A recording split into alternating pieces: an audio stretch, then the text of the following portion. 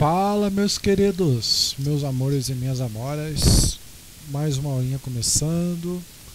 Então, esse aqui é referente à nossa última aula. A gente fez os exercícios, né? Fizemos alguns exercícios e começamos a ver um conceito chamado de Teorema de Stevens, que ele fala que a pressão depende da altura. Né? Isso a gente já sabia quando a gente viu o ar rarefeito, né? Viu quando o cara mergulhava, né? Mas a gente consegue interagir e entender um pouquinho melhor como funciona esse teorema de Stevens. Então, por exemplo, se eu quiser calcular a pressão no ponto A, ela vai ser dada por toda essa coluna de fluido que tem em cima dela. E o que representa essa coluna de fluido? Vai representar, no caso aqui, esse líquido mais o ar. Então, para cada tipo de material, eu vou fazendo um tipo de pressão diferente. Vai ter uma pressão específica. Então, por exemplo, no ar a gente tem a pressão atmosférica. E esse cara a gente vai ser dado por aquela fórmula do ρGH, ou DGH, né? Minha densidade, minha gravidade e minha altura. Então, o que acontece? Se eu fosse analisar determinados pontos, eu posso dizer que a pressão em A ela vai ser dada pela pressão exercida por essa altura em A, mais a pressão atmosférica, como está aqui. Mas, se quiser, eu posso considerar essa pressão em B também, ó, que a pressão em B é a altura em B, mais está em cima, ou a pressão em A vai ser essa altura aqui, mais a pressão em B. Então, relacionando esse cara, eu tenho, por exemplo, isso aqui, ó, que a pressão em B e a pressão em C são iguais. Por que são iguais? Porque eles têm a mesma altura. E a pressão em C, né, a pressão em D eu posso dizer que é uma pressão atmosférica. A pressão em A eu posso dizer que vai ser a pressão em B mais essa coluna de água, certo?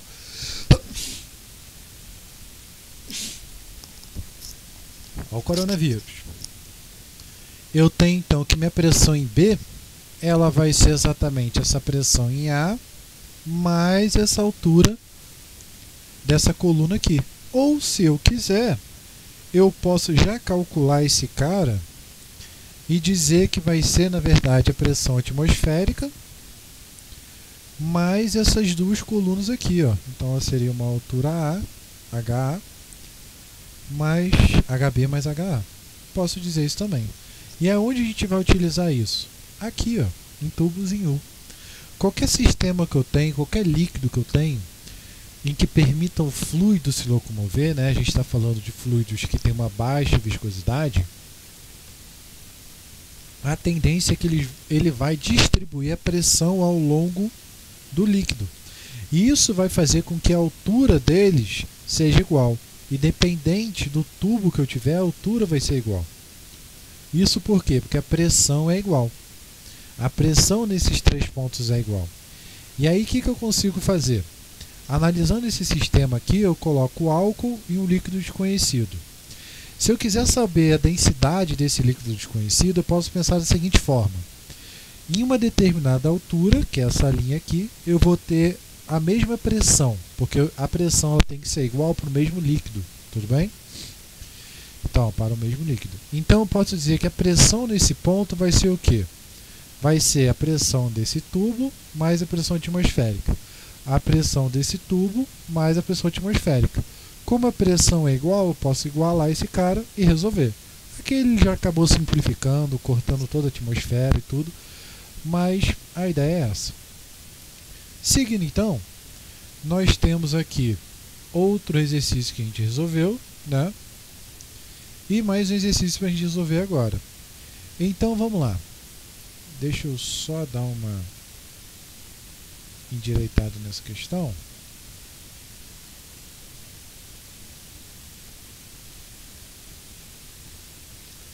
Vamos à mágica de Hollywood. E prim, prim, prim, prim, prim.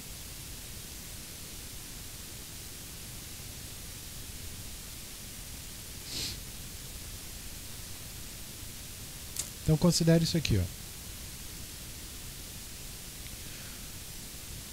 Um consumidor desconfiado da qualidade da gasolina que comprou em um posto resolveu testar a densidade.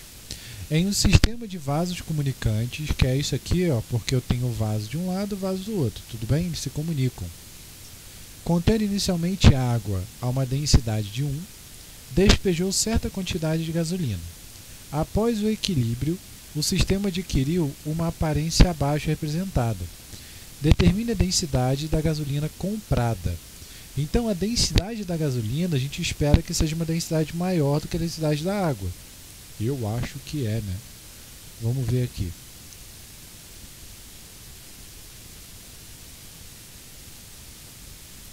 Ah lá, densidade não, densidade de gasolina ele é menor que a água é alguma coisa. Então, eu sei o quê? Que o material, isso aqui o exercício informaria, tudo bem? Mas ele não informou. Mas eu tenho que esse cara aqui embaixo, ele vai ser a água. Lembra que a densidade fica embaixo? Então, se esse cara aqui é água, a gasolina está aqui em cima, tudo bem? Então, vamos lá. O que eu vou fazer? Eu vou dizer que a uma mesma altura, a pressão é igual. Exatamente nessa linha aqui, ó. Então, vou chamar esse cara de um A, mais esse cara de um B.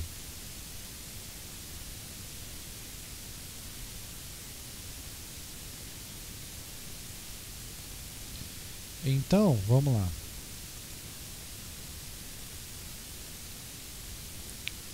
Só para a gente poder identificar, ali a água, aqui a gasolina. Certo? Então, como que vai ficar? A pressão que eu vou ter em A, ela vai ser dada por quem? Deixa eu ver aqui. A pressão em A, ela vai ser dada pelo líquido que está em cima da cabeça dela, certo? Que é a gasolina. E aí, como a gente calcula a pressão exercida por um líquido?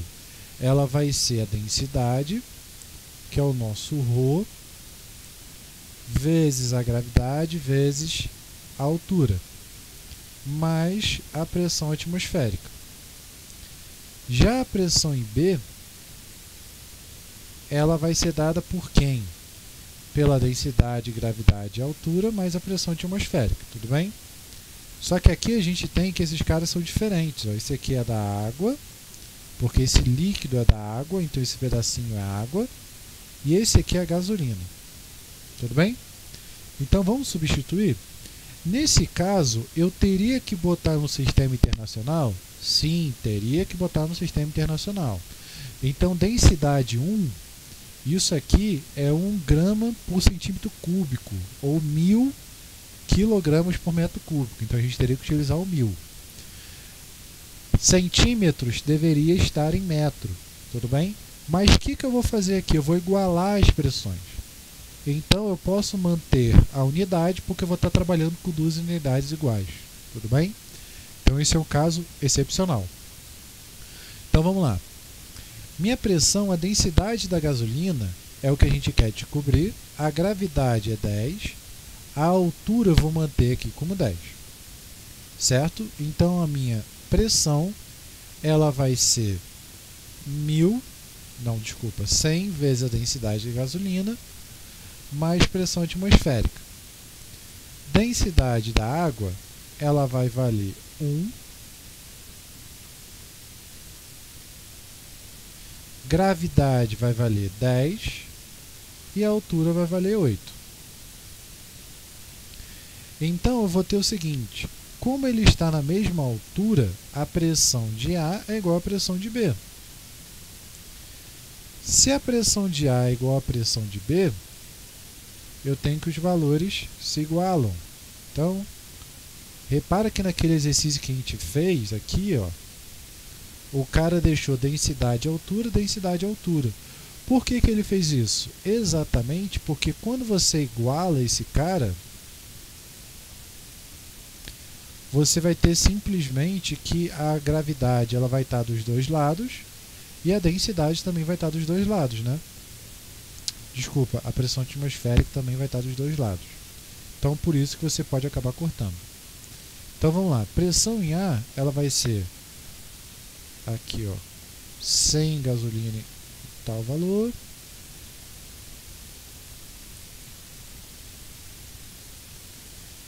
e aqui 80. Então vamos lá, eu tenho pressão atmosférica de um lado e pressão atmosférica do outro, cortou. Densidade da gasolina passa para lá, dividindo.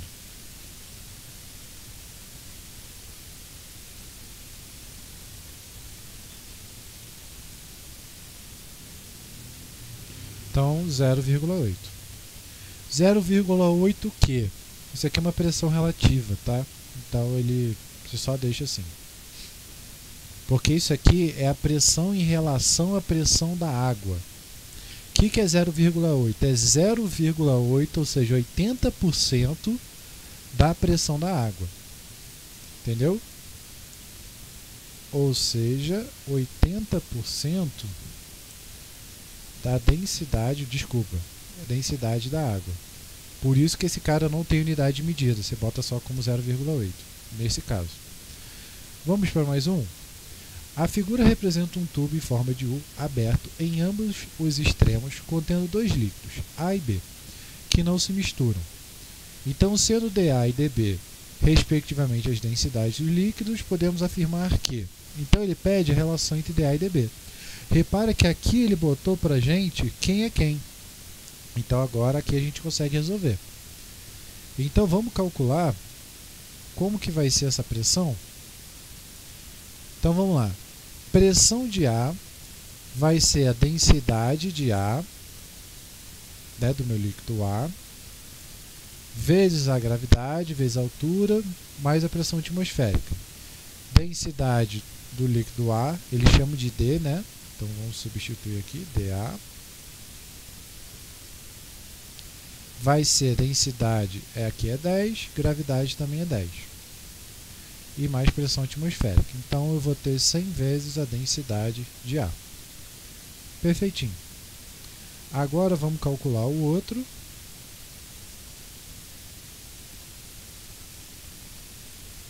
Pressão de B vai ser a densidade de B, vezes a gravidade, vezes a altura. Densidade de B a gente quer saber, né? Gravidade 10, altura 5. Então aqui vai ficar 50. 50 vezes dB. Como a pressão dos dois é igual, igualamos esse cara. Então aqui eu vou ter esse valor. E aqui eu vou ter outro valor. Beleza. Posso simplificar o meu sistema, né? Meu PATM ele vai embora. Por que ele vai embora? Já discutimos isso no exercício. Ó, ele está aberto. Aqui ele está aberto, aqui não. Por isso que em D vai aparecer uma pressão atmosférica, que a gente acabou calculando aqui, ó. Em algum lugar a gente calculou uma pressão atmosférica aqui, ó. Mas em C não tem pressão atmosférica, porque ele está fechado. Então vamos lá, cortou esse cara. Eu tenho então, olhando aqui é tudo dA, né? Então dA é 50 dividido por 100. Isso vai dar 0,5, então 0,5 dB. Ou seja, metade da densidade de B. Tudo bem? Então, terminamos esse conceito de tubos de pressão, né? Vasos comunicantes. A ideia é que a gente vai começar a ver, continuar vendo esse vaso comunicante. No específico, a gente vai ver o que a gente chama de tubo de Pitot. Mas para ver tubo de Pitot, a gente precisa ver equações de Bernoulli. E para ver equações de Bernoulli, precisamos ver fluidos, mecânica dos fluidos, escoamento. Então, vamos analisar o que significa o escoamento. O escoamento nada mais é do que o estudo do comportamento de um fluido ao escoar. Esse fluido ele pode apresentar três tipos de comportamentos, dois, mas tem um intermediário. O fluido pode apresentar comportamento laminar ou turbulento. Pode existir uma transição entre o laminar e turbulento. O que é um comportamento laminar? Comportamento laminar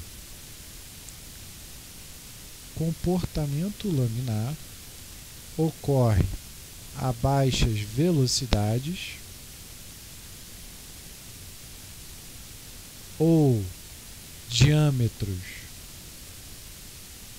altos ou, se eu não me engano, altas viscosidades.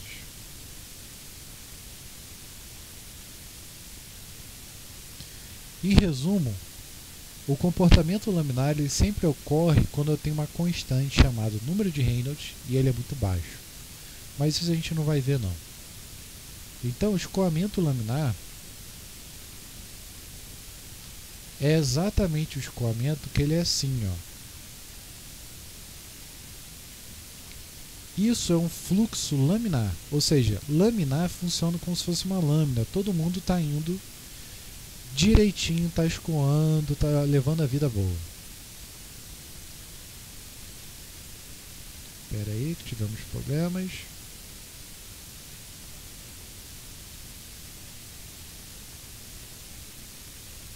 Isso aqui é um fluxo laminar. Então, quando a gente vê um fluxo laminar, deixa eu ver.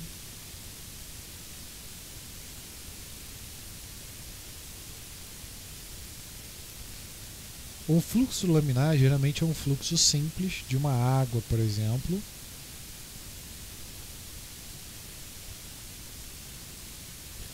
Então, ó, esse caso aqui, ó,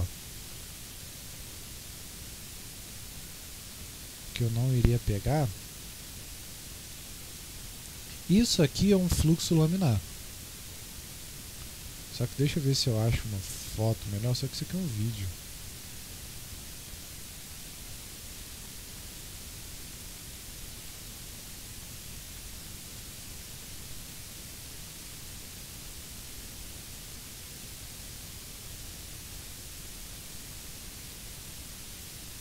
Então, moral da história, vai esse aqui mesmo. No escoamento laminar a gente vai ter exatamente essa característica, que aqui é a primeira.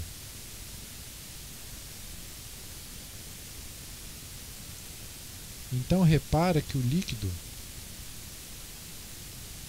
ele flui de forma laminar, ó. Não tem nada novo nele, é uniforme, né? Então deixa eu melhorar aqui. O fluido para apresentar comportamento laminar ocorre quando o fluido apresenta um comportamento uniforme. Então você repara que ele está tranquilo. Isso é um fluido laminar. Escoamento laminar. O que seria um escoamento turbulento? O escoamento turbulento ele vai ocorrer em altas velocidades quando você tem um tubo com diâmetro muito pequeno, no caso, ou muito grande, vai depender da velocidade, viscosidade muito baixa, e ele vai ter um comportamento totalmente diferente. Então, o comportamento turbulento ocorre quando o fluido apresenta um comportamento caótico. Nesse processo, a transferência de calor é maior, entretanto, seu modelo de estudo se torna mais complexo. Ou seja, quando você está fazendo, digamos, estou fazendo uma moto, um carro, e eu quero fazer com que esse carro ele seja refrigerado por água. Eu tenho que calcular para ver se o escoamento dessa água que vai estar chegando no meu carro, no motor do meu carro para resfriar, se ele vai apresentar um escoamento laminar ou turbulento. Por quê? O escoamento laminar ele é muito mais simples de analisar. E ele vai ter um tipo de característica de transferência de calor para resfriar. Mas se eu lido com um escoamento turbulento, eu vou ter outro efeito. Ou seja, ele vai resfriar muito mais rápido, só que ele vai ter um efeito mais caótico. Ou seja, provavelmente não vai resfriar todas as áreas, né? Não vai ser mais linear. Essa é a ideia de um escoamento turbulento.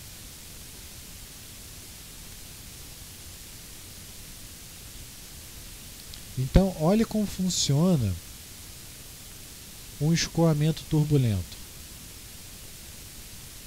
Ó, alta descarga. As partículas elas não vão bonitinhas assim, ó, linha reta. Ela vai toda meio caótica. E aí tem até outro exemplo aqui, ó, que é exatamente esse processo. Ó. Olha como funciona. Deixa eu botar outro aqui.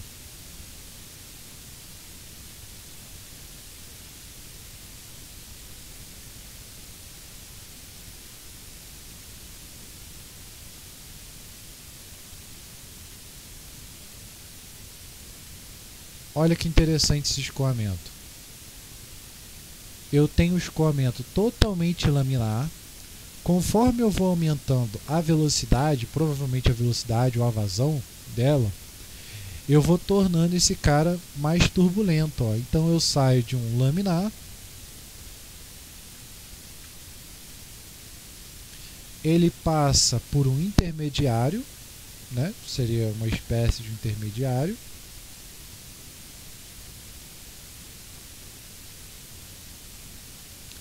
e ele vai chegar no turbulento. Né? Intermediário é o que está entre os dois, está ali na berlinda, na tapa da beirala. E é exatamente isso que eu vou ter. Ó. Né? E aí, o que acontece? Aumentando esse cara, ele se torna muito mais caótico, então muito mais imprevisível. Então, ele vai ter uma transferência de calor maior, porque ele é mais caótico, mas não vai ser tão uniforme. Então, quando for projetar algo assim, o engenheiro tem que saber exatamente do que ele está analisando. Isso acontece em qualquer coisa. Ó. Por exemplo, aqui, ó, a asa do avião. Deixa eu ver se carregou. Ué, achei que fosse abrir a fotinha. Aqui, ó. Olha que interessante. A asa do avião ela tem uma superfície que é laminar e aí passa por uma espécie de turbulento, tá vendo? Isso acontece naturalmente, ó, devido à geometria, velocidade, vários efeitos. Né? Então, eu sempre vou ter esse tipo de escoamento. Então, lidando com essa parte aqui, já do movimento, a gente tem uma análise bem interessante, que eu acabei falando aqui, que é a vazão. Que a gente dá pela letra Q. A vazão corresponde à quantidade de volume que passa por uma área em um determinado tempo. A vazão também pode ser classificada como a velocidade de um fluido por uma área. Em outras palavras, a vazão ela pode ser dada pela seguinte relação. Vazão a gente lida com a letra Q, tudo bem? Então vou escrever aqui, ó, a vazão ela vai ser o volume dividido pelo tempo, ou ela vai ser a velocidade vezes a área. Em resumo, a vazão é isso aqui, ó. Então, a vazão é o nosso Q. A unidade de medida da vazão é o quê? Metro cúbico por segundo. Meu volume é o meu V maiúsculo. Tudo bem? Aqui eu vou deixar uma diferença, que é dada em metro cúbico. Tempo T minúsculo, que é dado em segundos, ou a minha velocidade, que é dada em metros por segundo, vezes a minha área, que é o nosso A, ou A maiúsculo, sei lá, que é dados por metro quadrado. Então, para que serve a vazão? Deixa eu ver se eu acho uma fotinho.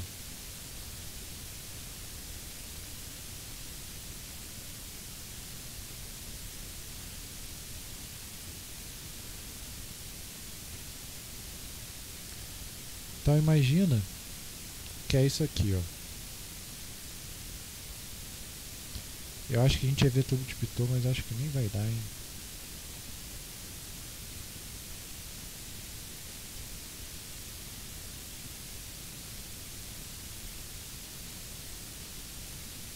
Então a área que eu estou falando é essa aqui, ó. É uma área perpendicular aonde o fluido está saindo, ó. Ah lá, o fluido está saindo por aqui, eu tenho o volume escoado sobre o tempo. Ou eu posso considerar como a velocidade vezes a área dele. E aí, para que é importante a vazão? Quando eu analiso a vazão de um fluido incompressível,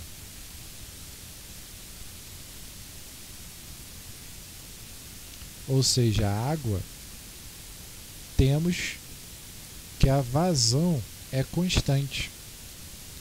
Ou seja, o que significa a vazão ser constante? Ou seja, quando você está utilizando uma mangueira para irrigar o jardim e comprime a ponta da mangueira, a água sai em forma de jato, uma forma mais forte, sai com mais força em forma de jato. Isso se deve ao fato de você diminuir a área, a velocidade do fluido aumenta. Ou seja, como a vazão ela é constante, né? Se eu aperto a mangueira, o que vai acontecer? A água ela vai sair muito mais forte. Por que ela vai sair muito mais forte? Porque a quantidade de volume que está passando por ali é a mesma. Se você diminui a área, repara, tanto a área como a velocidade eles são inversamente proporcionais. Se um diminui, a tendência é que o outro aumente. Então, por isso que quando você aperta ali a mangueira, a ponta da mangueira, né, a tendência é ele ir mais longe. Deixa eu ver se eu acho aqui.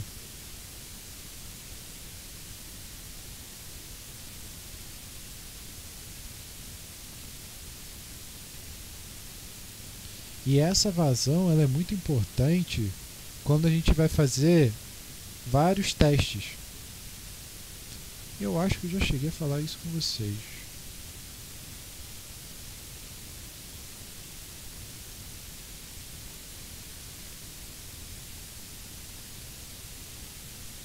É.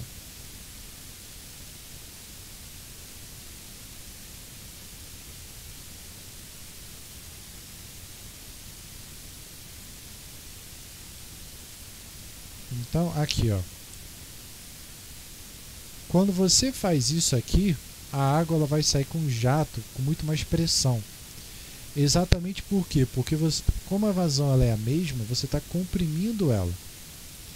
E esse efeito de vazão ela é muito importante, porque é através dele que a gente consegue, por exemplo, fazer com que a mangueira, o jato de água saia com mais pressão ou com que a gente saiba fazer, por exemplo, uma caixa d'água. Então,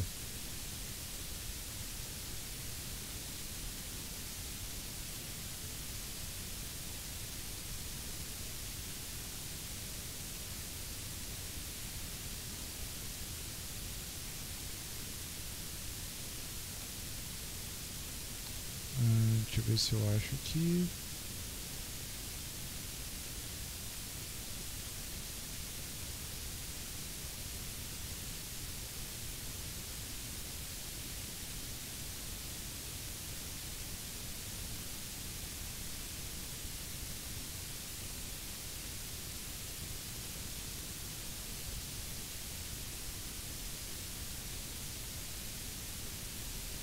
Aqui, ó.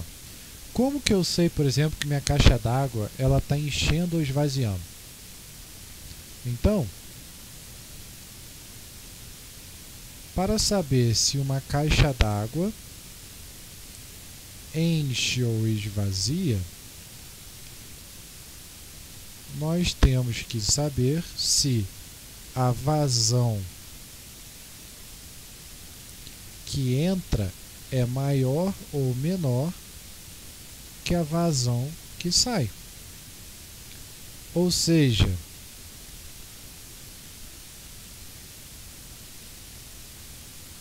o meu nível, se meu nível está subindo, significa que a vazão que entra ela é maior do que a vazão que sai. Ou seja, se a caixa d'água sobe, se o nível da caixa d'água, se o nível d'água sobe, temos que a vazão que entra é maior que a vazão que sai. Se o nível da água desce, temos que a vazão que entra é menor que a vazão que sai. Né? Bem lógico. Nível. E é isso que me permite identificar se naquele desafio de qual copo enche primeiro. Enche primeiro.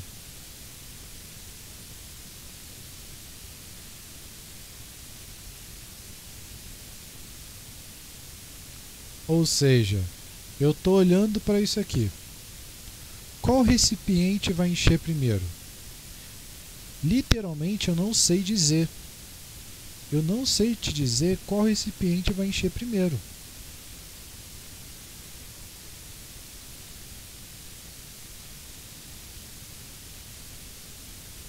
Por que eu não sei te dizer?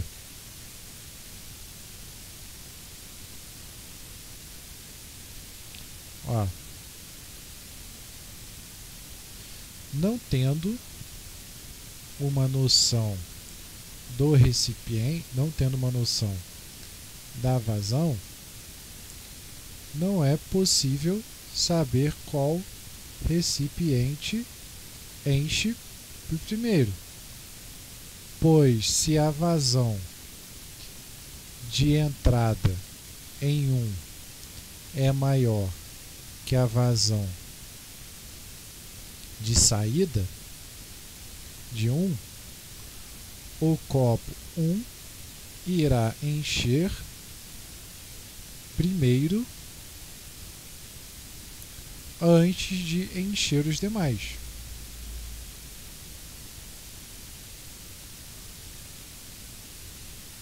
Ou seja, se o 1 está entrando muita água, pensa comigo, se eu pego um balde de água e jogo aqui, toda a água que vai entrar não vai dar tempo dela fluir. Então ela vai encher esse copo 1 muito mais rápido, certo? Mas se eu for colocando gota por gota, devagarzinho, então vai dar tempo da água se espalhar. E aí para onde a água vai? Ela sempre vai tender o nível mais baixo. Então, considerando que o nível de entrada seja menor do que o nível de saída,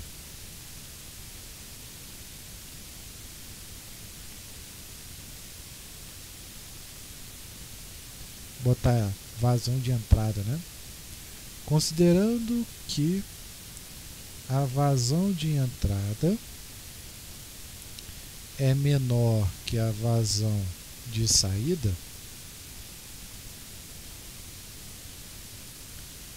temos que o fluido irá seguir o caminho. Então, qual caminho ele vai seguir? Primeiro, ele sempre vai tender a ver qual a altura está mais baixa, qual é mais perto do fundo. Então, ó, entre 3 e 2, o 3 aqui está um pouquinho mais para baixo. Então, ele vai seguir para cá.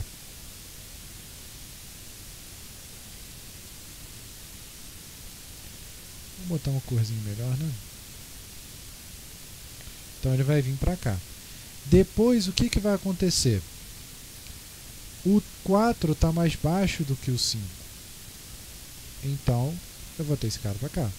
Tem como eu fazer o 7 encher primeiro? Claro que tem. Se eu coloco uma vazão muito absurda aqui, eu consigo anular esse cara. Eu consigo fazer com que esse cara enche tão rápido que a vazão que vai sair para um e vai sair para o outro vai ser igual. Né? Eu consigo fazer isso. Se eu alterar o diâmetro, eu consigo fazer isso também. Se eu coloco um caninho bem fininho e um cano bem grosso aqui, a água vai tender toda aí para cá. Então, eu não consigo dizer se eu não tenho uma noção dessa vazão. Simples assim. Certo, gente? Alguma dúvida? Tranquilo? Então, lembrando, nossas aulas estão, as notas elas estão se fechando. Temos aí até o final do mês para vocês fazerem. Então, até vou botar aqui, ó.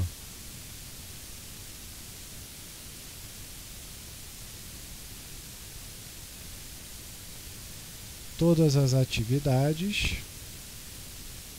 até o final do mês de dezembro, que é onde a gente vai estar fechando essas notas aí do bimestre. Tudo bem, gente?